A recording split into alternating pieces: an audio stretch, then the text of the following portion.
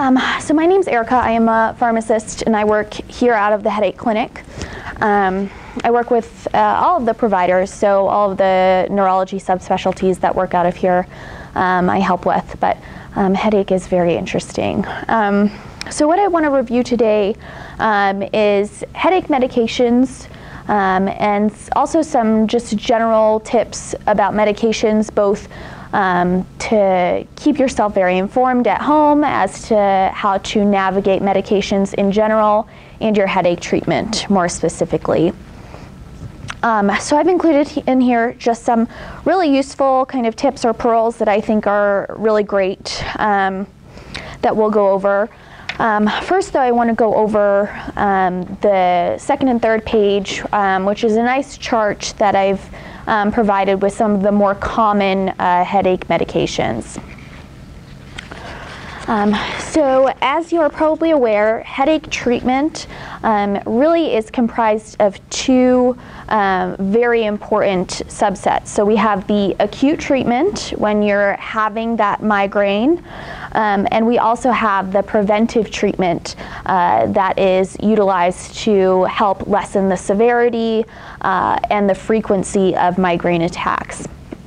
And they're both very important to migraine care, especially for chronic migraine sufferers. You really need both aspects of this in order to have a full and useful treatment regimen.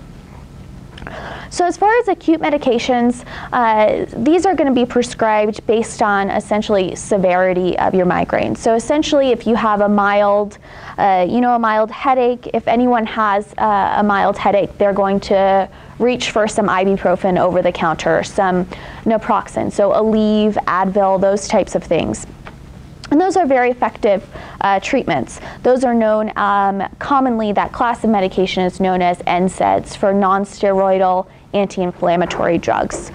So they work for decreasing fevers, decreasing all over pain.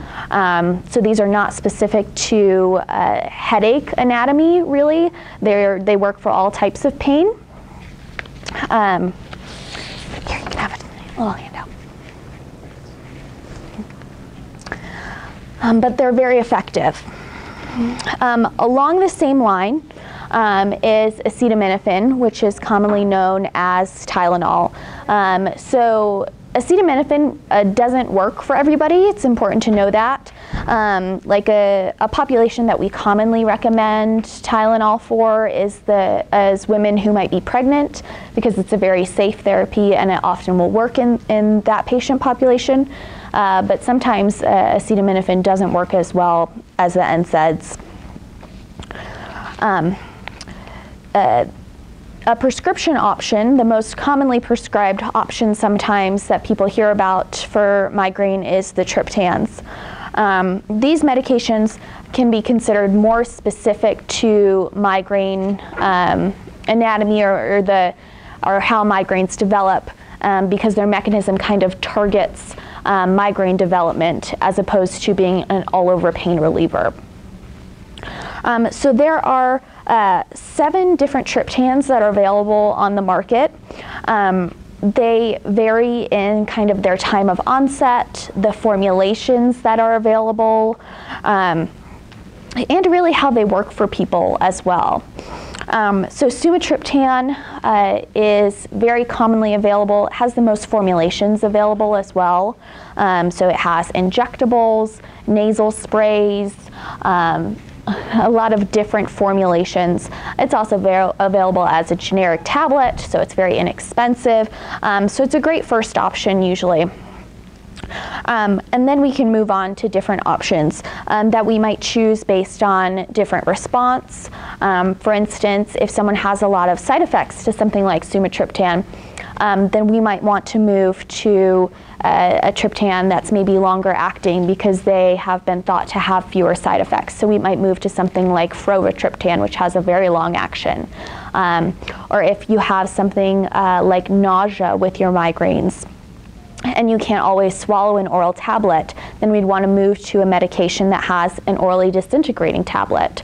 Or we'd want to move to something that has an injectable formulation or a nasal spray, so you don't have to worry about having to swallow that tablet while you're very nauseous with your migraine. And here it is.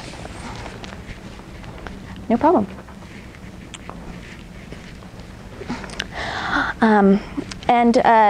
Something also to keep in mind with triptans is the onset of effect, like I mentioned. So injectable formulations will have the shortest onset of effect. And there are, of the oral tablets, it's thought that the rizatriptan has the fastest onset of effect. So sometimes that does come with, more of those triptan side effects. So everything is really a balance. And that's why it's really great that we have seven different triptans, and within that, multiple different formulations. So it really is kind of a personalized decision point to decide which triptan works for you. Combination products are available. Isometheptine products are also known as Midrin or Prodrin. These combine kind of a pain reliever with a bit of a muscle relaxant and a little bit of Tylenol, and they can be very useful. There's also butalbital products known as Fioricet that combine butalbital, which is the pain relief component. It's a kind of a slight barbiturate almost, with some caffeine and Tylenol in it, and that can be effective as well. There's one medication on the market, it's called Dexamethasone, that actually combines one of those non-steroidal anti-inflammatories, naproxen, with a triptan. And that can be really useful. Studies have shown sometimes combining two different things, so an anti-nausea agent with a triptan, or a non-steroidal such as ibuprofen or naproxen with a triptan, can be more effective than taking either one alone. The good thing is, though, you don't have to pay for this medication to get that effect. You can take your triptan and an over-the-counter ibuprofen and get that same boosted effect, which is great. Something over-the-counter you can go to first is something like Excedrin. The components in that are Tylenol, aspirin, and caffeine, and that can be a good go-to if your migraines are responsive to the over-the-counter options. Ergots, or ergot derivatives, are not used too much in the home setting anymore. So a common one is, dihydroergotamine, also is more commonly known as DHE. This is available in a nasal spray that you can use at home. It's available as a prescription. We also provide DHE injections here in the clinic as a rescue medication if you do need that. There's also an oral formulation of an ergot derivative. It's called ergotamine. Cafragot is the brand name. I don't generally recommend these due to it's got poor tolerability. The side effects are really bad to it. It's got really bad nausea. And honestly, in the oral formulation, what's known as the bioavailability, so the milligram strength on the bottle might say 100 milligrams, but only 2 to 3% of that is actually reaching where it needs to go. So it's just not the best medication. But the nasal spray and the intravenous or intramuscular options can be really great options. Anti-nausea medications are a big mainstay of acute migraine treatment as well. So important to note, and what some people don't realize initially, is that a few anti-nausea medicines have actually been studied to help migraine even by themselves. So the IV or intramuscular formulations of metoclopramide, prochlorperazine, also known as compazine, and chlorpromazine, also known as thorazine, they alone will help your migraine in those formulations. And all anti-nausea medicines can also, sometimes help to boost your other acute medicines, such as your triptans. And sometimes even when you don't have a primary nausea component to your migraine, it can be very helpful to take your triptan with an anti-nausea medicine to get that little boost. We also often will offer dexamethasone. Injection here is a rescue. Dexamethasone can help with your acute migraine, but it also helps to prevent kind of a rebound migraine, to kind of prevent the recurrence of your migraine later on. So it can be very useful in that setting. And so if anyone has, I should have said earlier, if anyone has any questions throughout, please just shout them out, because I will just go on and on. Actually, I have a question. Yeah. When you're talking about the acute medications, particularly like over-the-counter and prescriptions, are there any obvious interactions between any of them? Good point.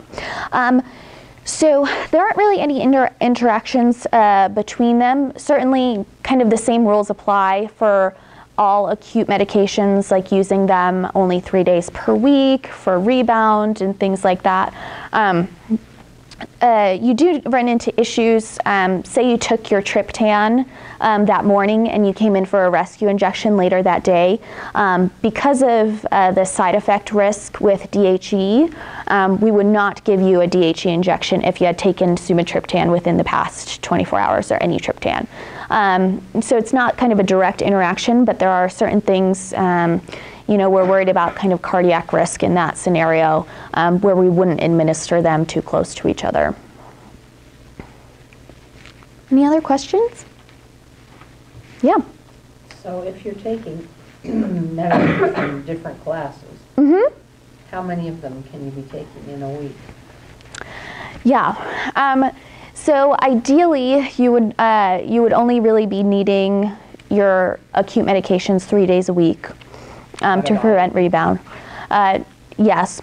However, and I do have on the first sheet here, and I only have one other copy, but I can email it to you right now if you'd like. I can get it later that time. Okay. Well, if you would like one. So on the first sheet is kind of guidelines for medication overuse, under how much medication is too much. So medication overuse tends to develop with those over-the-counter pain meds with 15 or more days per month. The combination pain meds like Midrin or Fioricet, 10 or more days per month. The Triptans and the Ergots, 10 or more days. And opioids, which we never really recommend, also 10 or more days. So you can kind of use that as a guideline if you do need to, you know, push your acute medications a little bit more often. That's really the guideline that you need to use. And those are kind of the classes there as well.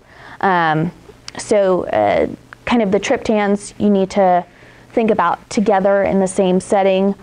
So if you've taken Triptans 3 days that week, move on to something else to kind of reduce your risk.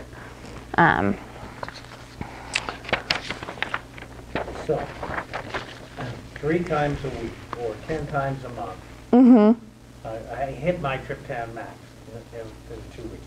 Then what do I do? Switch to Ergots or something else? What do I do? Yeah, so it does become difficult at that time.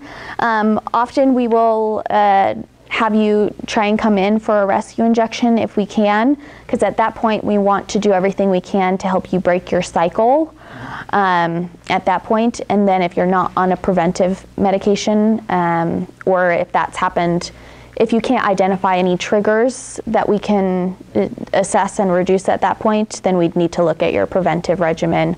Because getting into medication overuse headache would be a whole kind of another bear to deal with, and that can be some of the most frustrating times, because the only way to really get rid of a med overuse headache is to stop those meds and allow your headaches to get worse before they get better. So we want to do everything we can to make sure that you don't get into that cycle. It can be just a very difficult scenario to be at home and you've exhausted, you know, your Triptans per the month. But rescue injections can really help. We also do rescue infusions if you need that. Augmenting your preventive medications, and also generally what we do in the kind of refractory cases like that is try to help you get to sleep. So along those lines, then two Triptans a day. You hit that third one, you know, still got it. You come in for a rescue shot. A Toradol, I think, is one? Yeah, so rescue injections can be any of a variety of things. So kind of, if I were to say the standard rescue injections would be Toradol, which is an IM formulation of a non-steroidal. It's called Ketorolac or Toradol. Zofran or ondansetron, which is an anti-nausea medicine, and Benadryl if you have a driver that comes with you that can drive you home, because it's going to make you sleepy most often. So that's kind of a standard trifecta almost. But then beyond that, we have, dexamethasone. We have all of these different anti-nausea medicines available that we would just decide on based on the severity and based on what has worked for you in the past often. Beyond that, we can escalate to things like DHE. We do Depakote infusions. We do fluids. Things like that. So there really are a lot of options that we can help with. And I don't want to belabor the point, but then if you're not around here, then the only alternative is to say Benadryl and Tichinap. Is that definitely not around? So often getting yourself some good sleep can be really the key to breaking a headache cycle. And so Benadryl is really good for that. We also have different options that we can prescribe to help with sleep, to help you get to sleep.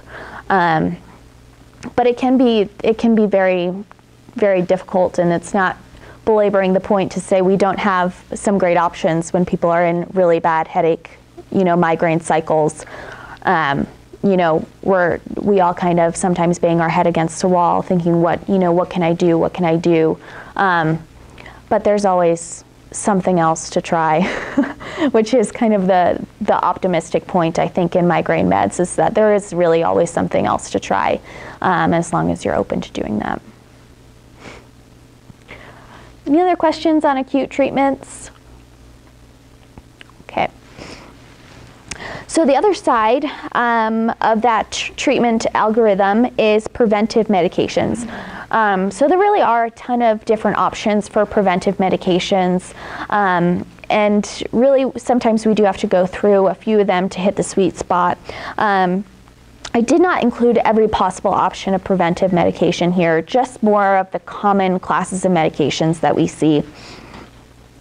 One big one is antihypertensives. So there are a few different classes within blood pressure lowering medications that have been shown to help with migraine. The first one of which is known as beta blockers. These are propranolol is the most common.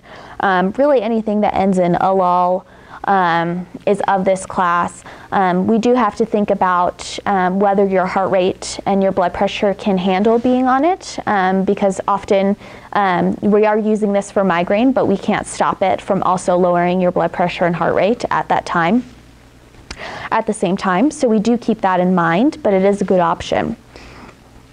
Calcium channel blockers are another option, and these all work to lower your blood pressure primarily. So that is what they were originally developed for, and then later on we found out that they're helpful in migraine, and that's really a common theme throughout all preventive meds. But the most common one you might see here is verapamil, which has a lot of great data in migraine prevention. The last class of blood pressure lowering meds that we use commonly in migraine prevention is ACE inhibitors or ARBs. These are really commonly used blood pressure meds. They're known, the most common one you'll see is lisinopril, that you may have heard of before. Other than lowering your blood pressure, these medications are really well tolerated. They don't really have many other side effects besides that lowering your blood pressure component. So they are really a good option. Anti-seizure medications are the next class. These are also can be very effective. However, in terms of side effects, they can have a little bit of a higher burden of side effects. So we have to keep that in mind. One of the most common seizure medications that we'll use for migraine is a med called topiramate. And this is very effective for migraines. Some common side effects that people do complain of are some slowness of thinking, and that can really be troublesome, especially when you're a younger person, you have, you know, a lifestyle and a job and things you have to do. So we do start very slow on this medication because as you're on it, as your body gets used to it, those side effects do tend to lessen over time. But it is something to consider. Gabapentin is another seizure medication that can work very well. It can make you very tired, so often we'll start with a dose at night, but it can be very effective. And divalproate, also known as Depakote, is one of the first medications found to be really effective in migraine. It's not used as often anymore because of side effect issues and some medication interaction issues as well, but it is a really good option. Okay. The next class of medications that's commonly used is the antidepressants. So the class of antidepressants that has the most effectiveness data in migraine is actually not used very much for depression anymore. They're known as tricyclic antidepressants. They're a bit older. They have a few more side effects than the more common antidepressants we'd use for depression these days. But they really have found, you know, a great niche in kind of the migraine area. In pain syndromes, they are really effective. These are medications like amitriptyline, nortriptyline, doxepin. And the side effects I'm talking about is they can be very fatiguing, so definitely be taking them at night. They can cause some weight gain, and by that I mean they kind of increase your cravings for sweets and stuff that's bad for you. So that can often be kind of tempered when people know that and, you know, keep only healthy snacks around, but there is that potential. But they can be really good options. And the other antidepressants that have shown some benefit in migraine is the SNRI class. So the most common antidepressants, things like Prozac, are from what's known as the SSRI class. So they're selective for just serotonin, which is the chemical in your brain associated with depression. These medications, the SNRIs, deal with serotonin and norepinephrine, so they're combating two different chemicals in your brain, which is why it's thought that, you know, maybe these medications work a little bit differently and have a little bit better data in migraine than the selective serotonin meds. And these meds are Effexor or venlafaxine and Cymbalta or duloxetine. Okay. Hi there. Yeah. Let's start at 6:30, but come on in. You're fine. Muscle relaxants can be very good in migraine. Tizanidine and baclofen are commonly used. Tizanidine we use just a low dose at night. It can really help with sleep as well as be a good migraine preventive. Baclofen is pretty fast acting, so we actually will sometimes use that as a little bit of an acute treatment as well. So those are good options as well. And then when all of those things fail, we will refer you. Oh, did you have a question? Go ahead. Scalaxin we do not use very much in migraine prevention. The way scalaxin is thought to work, and it's kind of, you can kind of tell by its name, so it's really only for the skeletal muscles. So it's really mostly for kind of like back spasms. So we have not found that it has as much effect on migraine as the muscle relaxants that kind of work everywhere. Any other questions? Okay. So Botox shots are something that we often refer patients to once they have failed a few of these preventive medications. And that's really kind of an insurance mandate. You know, we might try everyone on Botox if we could, but it's expensive. And so generally we do try, you know, at least 3 preventives of different classes before we refer someone for Botox. And Botox can be very effective. For those of you that don't know, Botox is essentially, it's a botulinum toxin, which is essentially kind of a paralytic almost, and it's just done in multiple different sites around your head and a little bit on your neck. And in studies, it was shown about 50% of patients had relief from Botox. So it's a good option. Herbal supplements I put on here as well. We unfortunately have not found a great herbal supplement that works very well in migraine.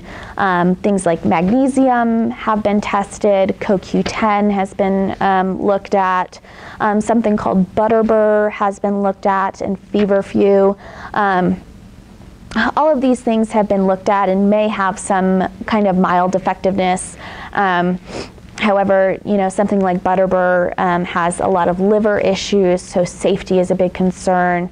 And just herbal supplements in general, them being not regulated by the FDA or really any agency, we cannot be sure that what's on the bottle is what's in the bottle. And so we kind of are very hesitant in recommending supplements at this point. Any questions on those preventives? Yeah. Any studies that show that those that you just mentioned increase headaches? No. Nope. What's interesting is a lot of the preventive medications that I've listed, if you Google them online, they'd have side effects of headache. So it's interesting to note that. And so that could be a reason that some of these preventives don't work for you. It's not particularly uncommon for someone. What's that? Creating its own headache. Yeah, it's unfortunately not uncommon for someone to call in and say, hey, this actually made my headaches worse. And, you know, we don't know if that's the drug or, you know, you've started a bad cycle, but it is possible for the drugs that prevent migraine long-term to cause a headache in the short term. But those herbal supplements, like I said, there's in general just not a lot of information out on them, but I can't say that I hear many complaints that they're causing headaches. Basically every prescription medication out there end up with a listing that it may cause headaches. Right. Yeah, so generally, you know, any medication can cause nausea, any medication can cause a headache, you know, it's funny because a lot of, you know, especially like antidepressants, you know, about 20% of people will have insomnia and 20% of people will get tired on it, you know, and so that, you know, you really can't always predict what's going to happen. One person can have the complete opposite effect to what you have, and it's just kind of one of the really interesting unknowns with pharmacology right now is there's really no way to predict, other than kind of the gene therapies that are coming out, there's no way to predict a specific person's response to a specific medication. So it's a lot of frustration, but and experimentation. Any other questions? Are there cardiovascular risks associated with triptans? Yeah, there are. So triptans, the way that they work is interfering with the kind of the vasculature. So in patients who have a cardiac history, triptans, we essentially don't give them to you, especially if you have a history of what's known as ischemic heart disease, so like coronary artery disease. You wouldn't be a candidate for a triptan because it does vasoconstrict, and there is kind of the rare, and it's, you know, in patients that are usually, if you overdosed on a triptan, you'd have too much vasoconstriction, and you could actually, you know, give yourself a heart attack, essentially, and that is, you know, exceedingly rare. But in someone who's predisposed to a heart attack, either because of, you know, past coronary artery disease, a past coronary event, they would not be a candidate for a triptan because of its vasoconstricting qualities. Yeah? So if you're going to try a preventive medicine, how long do you try it for before trying something else? That's a good question. You might see a response initially by about 4 weeks, but we do say that a full trial is not until about 8 or 12 weeks, so about 2 to 3 months. Unless, of course, you're having side effects or a different issue comes up. But, if you're tolerating it really well, but you're not seeing an effect quite yet, we do ask for a good, a good college try of about 2 to 3 months. Any other questions? So I have dizziness quite regularly, and a lot of the preventives have made the dizziness worse. You'd still say 2 to 3 months with, at what point do you say the side effects are just as bad as the problem? Well, yeah, exactly. So that's really like a personal decision. So certainly, if the side effects are worse than the primary condition, then we'd say, we need to move on. We might also try to work with you to see if we can help the dizziness at all by changing the medication up, going up slower on the dose, putting on a lower dose. Is there kind of an autonomic function cause for your dizziness and, something that we're missing? So that's, of course, a personal decision. But in general, if side effects, if the side effects are worse than the migraine, then we're going to have to discontinue that and go with something else. In a state where you're not really having very bad side effects, that's when we kind of ask you to stick with it, even if you're not seeing an immediate benefit. But in the case of side effects, that becomes a more complicated decision. Did you have a question, sir? Yeah, most of the doctors I've been to decided that my headaches are structural. Okay. Then they give up and medicate them this way. So, any benefit to that? In terms of? I mean, any of these medications going to help a non-vascular headache? Yeah, there's certainly not as much data. None of these drugs are really, were really focused on that type of headache. I wouldn't say that's a reason not to try. A lot of these medications, we don't really know how they work in headache, to be honest. So I can't tell you that they won't work for your specific type of headache because I don't know how they do work in this type of headache, for the most part. So as long as you're willing to experiment, then I think it's worth, trying. There's not a sheet of drugs for structural. I mean, outside of pain meds, there's just not. I mean, the data that we have is not primarily for that headache pattern.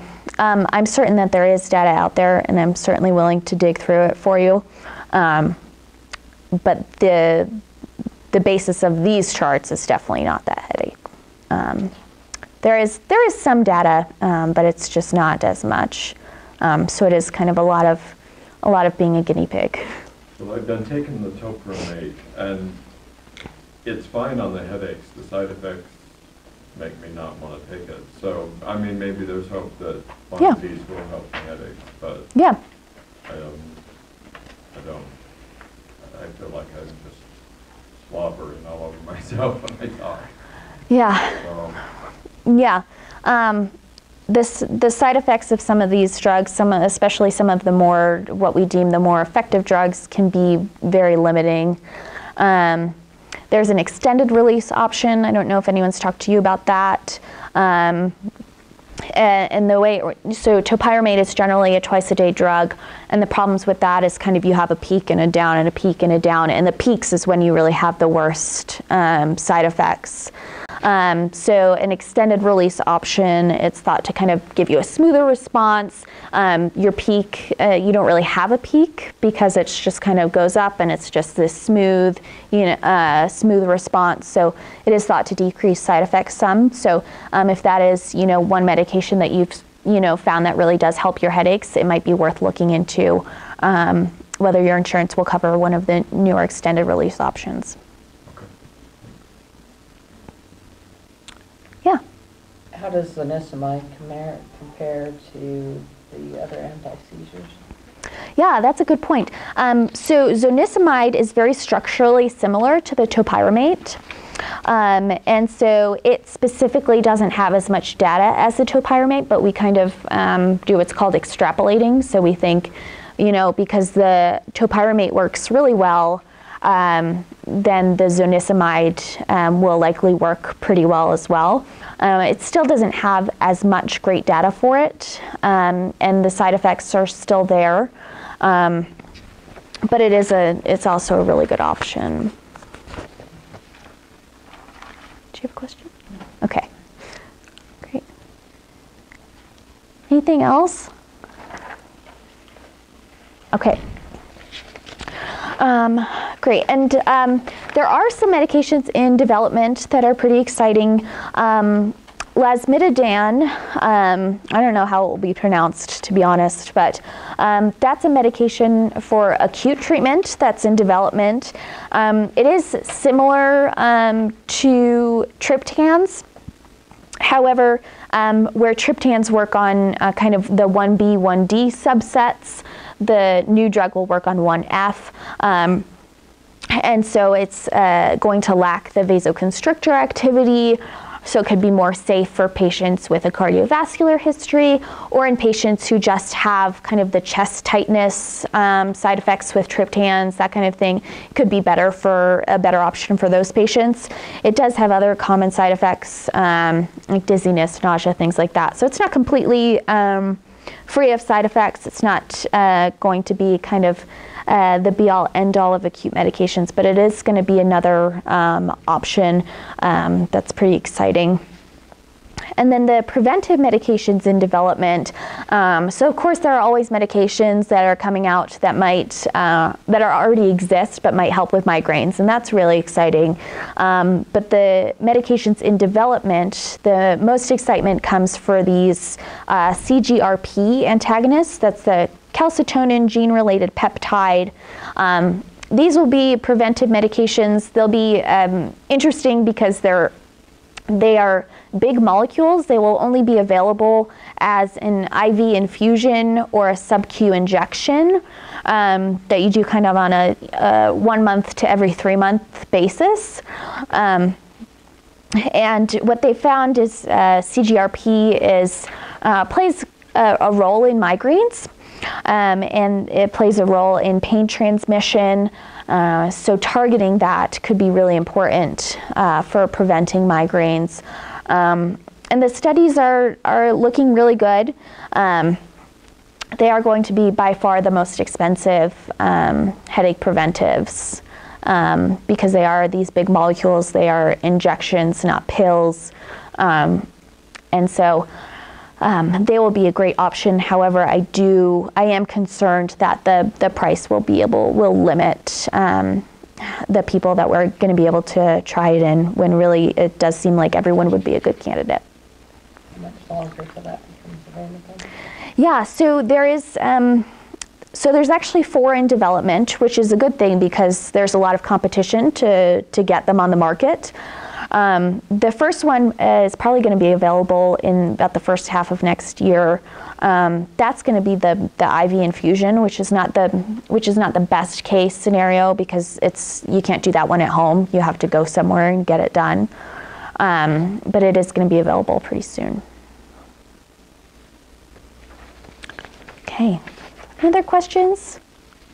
Yeah.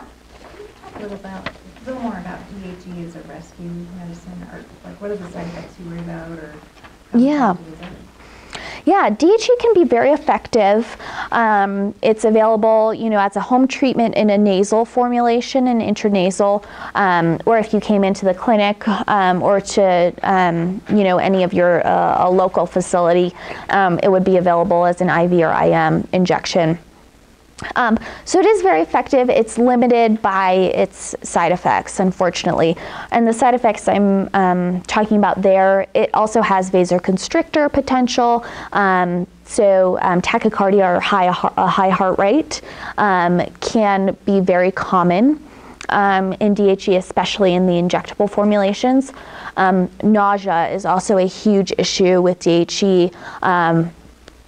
Often DHE protocols will require that you give an anti-nausea medication, a few minutes prior to administering the DHE, because it's almost guaranteed that you will have nausea with the medication. So those are the two biggest side effects that we worry about with DHE, and why it's used kind of as a second or third line option for more severe migraines, rather than pushing it more to the forefront. And heart effects in a healthy person that presents with like a racing heart rate. So I do use it. Yeah. It says after a single use you're supposed to toss it. Is there some reason why? And I haven't played around with those very much. But it might be, I think for safety reasons, they do not put too much medication in one spray. They don't actually put enough in to get, it says you can do a second dose 8 Yeah. hours later. It doesn't even have enough of it.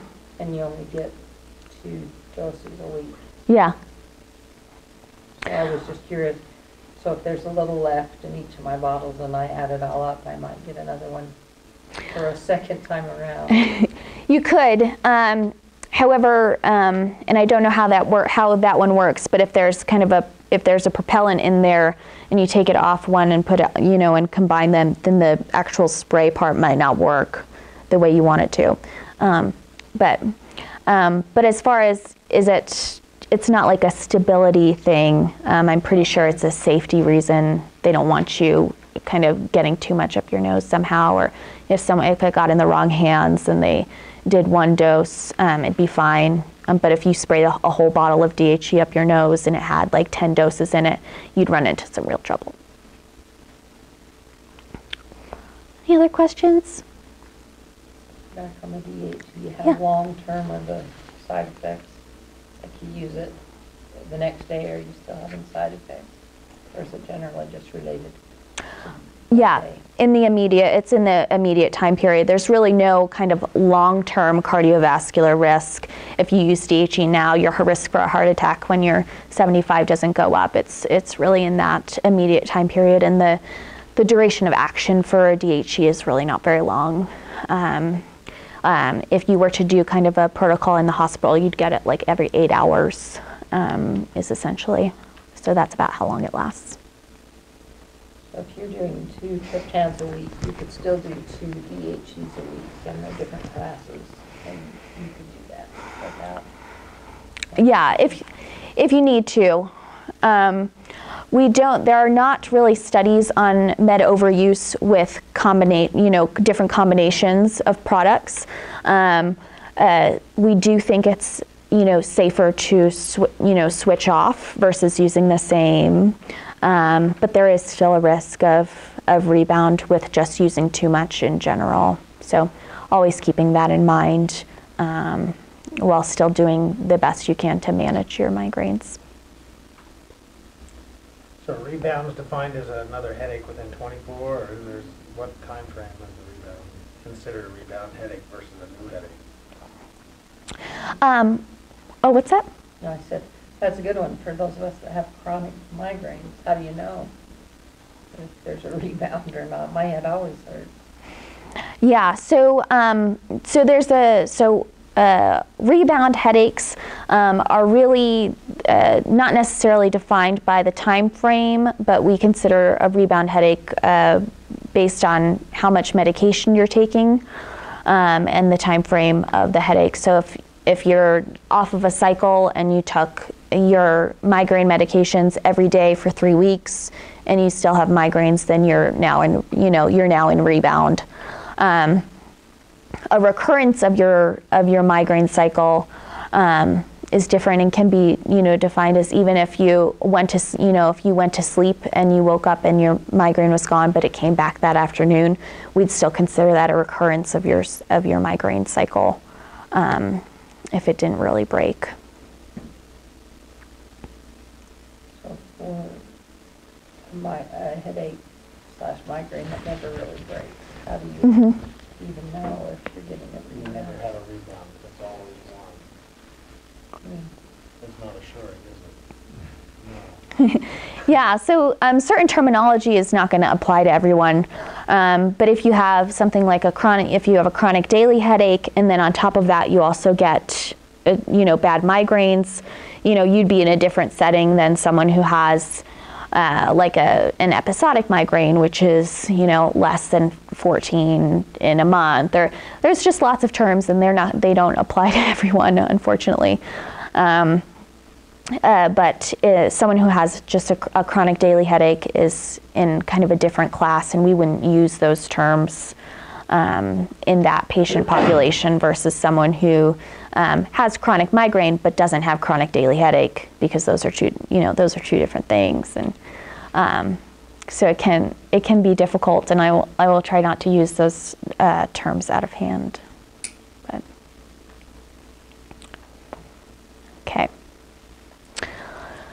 okay, so now I just want to go through just these helpful tips for migraine in general and medications in general. The first one we already went through. So the two very essential treatment components are the abortive treatments and the preventive treatments, and it really takes both of those, especially in chronic migraine, to have a successful treatment regimen. The next thing to think about that we always think about in clinic and is important to think about at home as well is that every patient is different.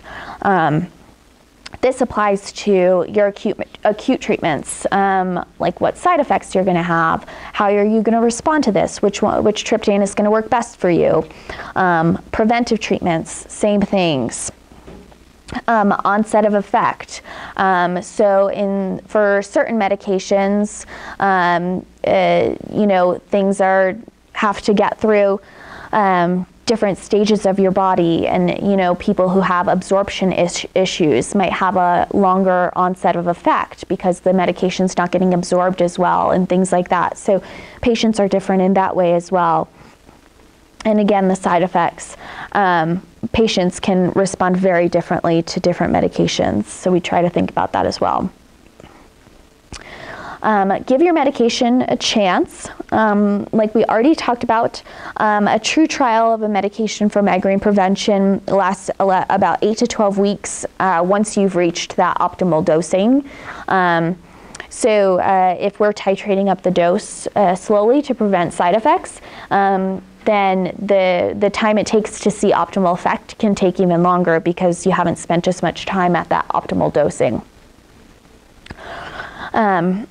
And not all triptans are created equal, same with the antidepressants and many other drug classes. So it really is finding the sweet spot for you personally, which is sometimes takes a few visits for us to be able to do. The next thing that's important to know is how to evaluate adverse drug effects at home. So the things that I always assess when people are having, a potential allergic reaction, a potential side effect, but you're not really sure if it's definitely the medication. And here are a few things that I take into account. The first major thing is timing. So what is the timing between when the side effects started and when you started taking the medication? And that could be, within the same day, or within a few weeks. But certainly if the pain started before you started the medication, then the medication's probably not contributing. So timing is really important, and it has to make sense based on how the medication works, the timing of the medication, versus when things are appearing. Another thing to evaluate is what else has changed. One of the important things that we try to do is to only make one change at a time in your therapy plan, because otherwise, if adverse effects do come up, if an allergic reaction comes up, we won't know what caused it because we made two changes at the same time. And so we'd have to peel everything back and start all over again. And, you know, especially in the case of an allergic reaction, you know, if you had an anaphylactic reaction, we're not going to start either of those back again because we don't know what caused it, and we're not going to put you at risk again. So making just one change at a time can be really important. And when you are changing something from your treatment regimen from us, we do ask that you try to minimize changes at home as well if you are taking any supplements or over-the-counter items, just so that there's no clouding of the picture as to what's going on. And then, you know, could anything else explain your symptoms? Oftentimes, you know, if something like flu season is coming around and you started a medication but now you feel crummy, you know, maybe you have the flu. Could something else explain your symptoms? Did you use a new soap and maybe you didn't get a rash from a medication, but you got a rash from a new soap? Or do you have, you know, dry eyes because we're entering, you know, because it's summer in Utah and we're, you know, especially dry right now, versus the medication caused dry eyes. So that's another thing that we try to evaluate as well, is if there's anything else going on that could explain your symptoms. Any questions on that? You mentioned dry eyes. Which Yes. of the preventatives are most likely to cause dry eyes? The tricyclic antidepressants that I mentioned, so the amitriptyline, those have a lot of what's known as anticholinergic effects, which is very drying. Any other questions? Okay. The next thing to think about are drug interactions. Drug interactions can affect your response to medications or increase your risk for side effects and toxicity to the medications. And importantly, drug interactions are not just between different drugs. They're between, you know, drugs and food, drugs and beverages, drugs and alcohol, drugs and conditions. So like I said, triptans and heart disease, that's considered, you know, that's an interaction there that we wouldn't mess with. So it's very important to make sure that your medication list is up to date, including those herbal supplements and over-the-counter medications, so that we can assess all of these things. We went over this briefly, how much medication is too much. Medication overuse headache is something that I would like everyone to be able to avoid. And so sticking to these guidelines is a good way to prevent that. So again, 15 or more days for those over-the-counter pain meds, 10 or more days for the combination pain meds that are prescriptions, 10 or more days for the triptans and ergots, and 10 or more days for opioids.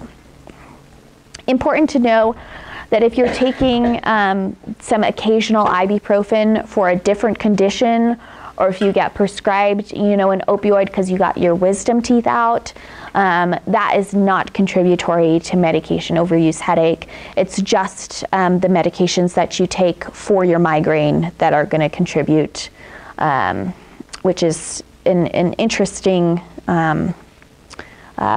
brain distinction, but very nice. So I'm curious about that. So I'm prescribed Voltaren for arthritis. Right. How does my brain know that that's not an NSAID that's going to give it an overuse? And I'm not really sure. The way that medication overuse comes about is essentially kind of like a sensitization mechanism. So, you know, the migraine medication is going where it needs to be, but it gets kind of overstimulated, and to be to combat that overstimulation, your body compensates by making it, not work as well. And then, but if it doesn't have to go to that area, then it's not getting overstimulated. So it's just kind of I think of it kind of like a pathway mechanism, where if the Voltaren is going to help your arthritis, but it's it's not helping your migraine. It's really kind of a fishy, yeah. So sometimes the brain and the body is a very complex and intricate balance, and it works in our favor in this way, to prevent you from having med overuse from that Voltaren, by just being specific to migraine uses. And again, just keeping in mind that new migraine medications are coming. Those CGRP antagonists will be very exciting. That lasmiditan, for anyone who suffers from cardiovascular risk. And we do really continue to discover existing medications that may help with migraine all the time. And if a different doctor puts you on something that helps your migraine, we want to know about it so we can help other patients with that as well. Okay, any questions? Okay, great. Well, I am here if anything comes up. Please let me know. And if anyone who didn't get a handout wants one, please just come up right here and I'll get your email and email it to you. But thank you guys so much.